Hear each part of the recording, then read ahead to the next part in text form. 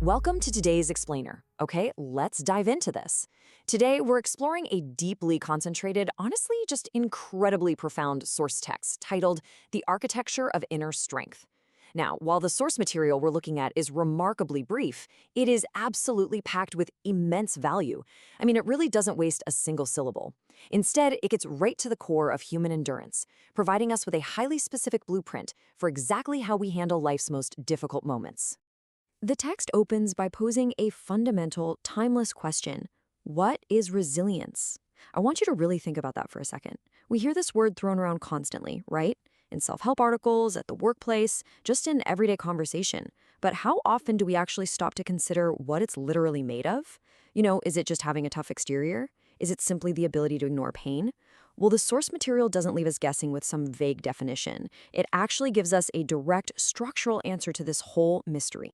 The author defines it so clearly and with absolute authority. Quote, resilience involves qualities such as positive outlook, empathy, emotional regulation, and self-efficacy. End quote.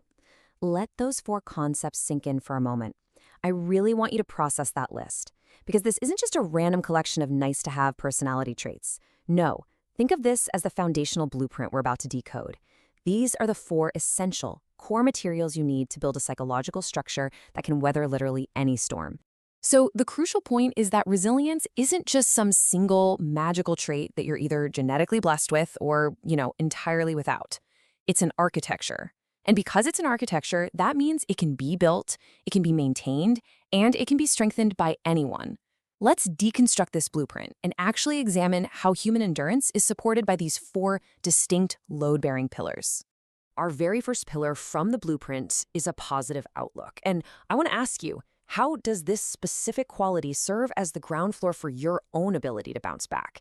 Actually, a positive outlook, at least according to this framework, isn't about toxic positivity. It's not about ignoring the bad things that inevitably happen in life.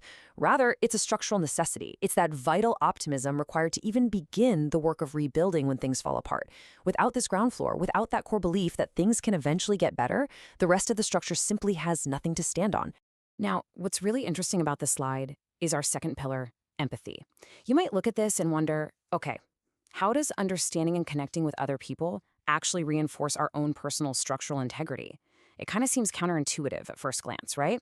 But think of an isolated building taking the full, brutal force of a hurricane. Empathy connects us to a much larger social grid. By understanding the feelings and the experiences of others, we realize we aren't alone in our struggles. And that fundamentally strengthens and anchors our own inner architecture against the wind. Let's move on to the third component mentioned in our text, emotional regulation. Consider the sheer power of stabilizing your reactions. If a positive outlook is the ground floor, well, emotional regulation is the main load-bearing wall of your inner strength. When immense pressure is applied, when a sudden crisis or a tragedy hits, emotional regulation is what prevents the entire mental structure from cracking. It allows you to process stress at a totally manageable pace. It is literally the difference between bending under heavy weight and completely collapsing. And that brings us to the final piece of the source text definition, self-efficacy. Consider that term for a second. I really want to ask you to reflect, right now, on your own belief in your personal capacity to act and to endure adversity. Self-efficacy is, essentially, your absolute trust in your own structural soundness.